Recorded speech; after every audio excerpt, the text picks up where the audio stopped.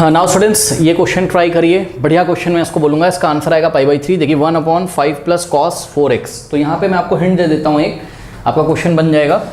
देखिए cos 2 theta का आपने फॉर्मूला पढ़ा था, क्या पढ़ा था? 1 minus tan square theta upon 1 plus, अब ये कहाँ पढ़ा था सर?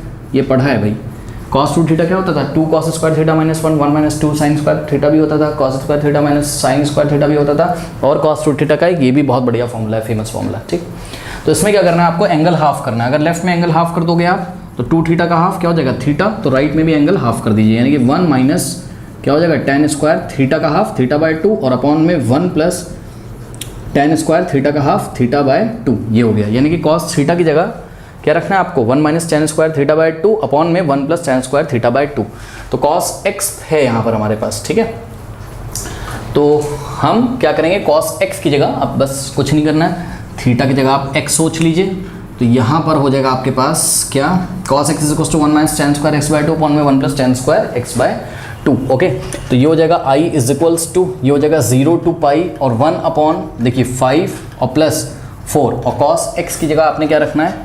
आपने रखना है 1 minus tan square x by 2, और ये x बाय 2 tan के लिए एंगल है, ठीक है। तो 1 plus tan square x by 2, ये ऐसा आपके पास आ गया। अब क्या करेंगे? कुछ करना है नहीं, ये जो ब्रैकेट है एक बार यहाँ लगाइए और ऊपर और नीचे दोनों ब्रैकेट लगा दीजिए। यहाँ पे एलसीएम जब लोगे 5 के नीचे 1 तो ये इधर मल्टीप्लाई होगा, 1 इधर मल्टीप्लाई होगा और ये ऊपर चला जाएगा, है ना। तो i is equals to 0 to pi, देखिए ये इधर मल्टीप्लाई होगा तो क्या हो जाएगा? देखिए पहले एलसीएम लोगे तो 1 plus tan square x by 2 LCM आएगा, ऊपर चलाएगा, तो 1 plus tan square x by 2 तो ऊपर चला गया, और ये 5 में मल्टीप्लाई हो जाएगा, यानी कि 5 into 1 plus tan square x और plus 4 into 1 minus tan square x by 2, और नीचे जो एलसीएम आया था 1 plus tan square x by 2 वो ऊपर चला गया, ठीक है। ये ऐसा आपके पास हो गया। अब ये हो जाएगा i is equals to 0 to pi और 1 plus tan square x by 2। बच्चों अगर ज़रूरत पड़ी तो शायद इसको हम 1 प्लस tan स्क्वायर थीटा क्या होता है? 1 plus tan square theta sec square theta, तो इसका मतलब ये सेक स्क्वायर x बाय 2 हो जाएगा। तो सेक स्क्वायर x बाय 2 लिख लेते हैं, अभी देखते हैं क्या होता है। अपॉन में 5 इंटू 1 5 और plus 5 into tan square x by 2, ठीक है। तो 5 into tan square x by 2 और प्लस 4 इंटू 1 4 और plus minus minus 4 into tan square x by 2 dx। अब ये आपको थोड़ा सा ईजी लगने लगेगा। 5 प्लस 4 कितना होता है? 9 हो जाएगा, है ना। तो i इज इक्वल्स टू, ये हो गया 0 टू पाई, ठीक है, 0 टू पाई और sec square x by 2, sec square x by 2 और अपॉन में 5 प्लस 4 कितना होता है? 9 होता है, और प्लस अब देखिए 5 tan स्क्वायर x बाय 2 और माइनस 4 tan स्क्वायर, भाई 5 माइनस 4 1 होता है, यानी कि 1 tan स्क्वायर x बाय 2 आ जाएगा। 1 तो आगे लिखेंगे नहीं, यानी कि tan स्क्वायर x बाय 2 यहाँ 1 होगा ना, तो 1 लिखेंगे नहीं, tan स्क्वायर x बाय 2 आ गया, ये ऐसा आ गया। अब क्या करें? अब एक काम करते हैं बच्चों, tan x बाय 2 को हम t पुट कर देते हैं। तो tan x बाय 2 को अगर हम t पुट कर दें तो differentiating both side with respect to x, तो tan का डेरिवेटिव क्या होता था? सेक स्क्वायर, लेकिन यहाँ पर x बाय 2 है तो सेक स्क्वायर x बाय 2 हो गया।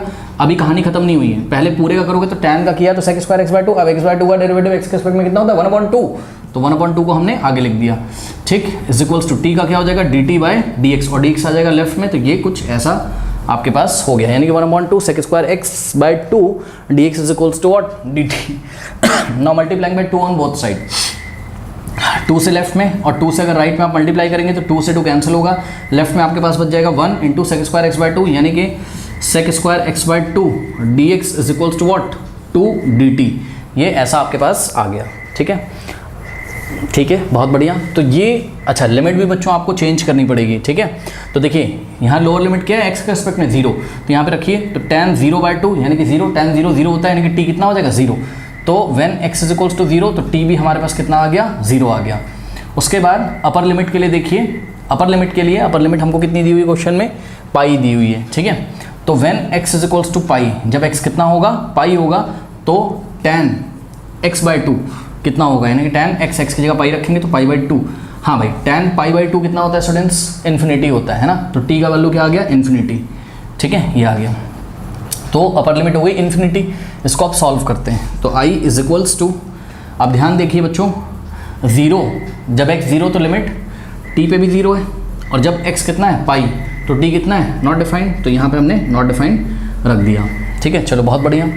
अब ध्यान से चेक करिए, sec square x by two d x क्या है 2 dt है, तो sec square x by two d x की जगह 2 dt रखेंगे, 2 आ जाएगा इंटीग्रल के बाहर और यहाँ हो गया dt और अपॉन में 9 है, 9 को हमने 9 रखा और प्लस में अब ध्यान दें tan square x by to, tan x by to T है तो tan स्क्वायर करेंगे तो टी स्क्वायर हो जाएगा, तो यहाँ पे हो गया आपके पास क्या टी स्क्वायर। अब इसको इंटीग्रेट करना सभी को आता होगा, ध्यान चेक करिए, 9 को आप क्या लिखोगे 3 का स्क्वायर, तो ये होता है 1 अपॉन क्या हो जाएगा ए स्क्वायर प्लस टी स्क्वायर, क्या हो जाएगा ये देखिए बाहर वाला टी तो ऐसे ही रखिए आप, और इसका जो इंटीग्रेशन है 1 अपॉन ए स्क्वायर प्लस एक्स स्क्वायर क्या होता था 1 upon a tan inverse x upon ए। ठीक है, तो 1 अपॉन ए की जगह 3 इंटू tan इनवर्स एक्स की जगह हमारे पास क्या है tan इनवर्स टी, तो t upon a 1 upon a tan inverse x upon a, ये वाला फॉर्मूला लग गया। और लिमिट आपकी 0 to not defined, 0 to not defined ऐसा आ गया। ठीक है, अब अगर आप थोड़ा सा ध्यान दें तो ये 1/3 क्या है कांस्टेंट है, बाहर आ जाएगा 1/3 इंटू 2/3, तो ये आ गया आपका 2/3 और अंदर हम लिमिट ओनली किस पे लगाएंगे tan इनवर्स ऑफ t/3 पे, तो tan इनवर्स ऑफ t/3 पे जब आप लिमिट लगाओगे, लिमिट कहाँ से कहाँ है 0 टू नॉट डिफाइंड।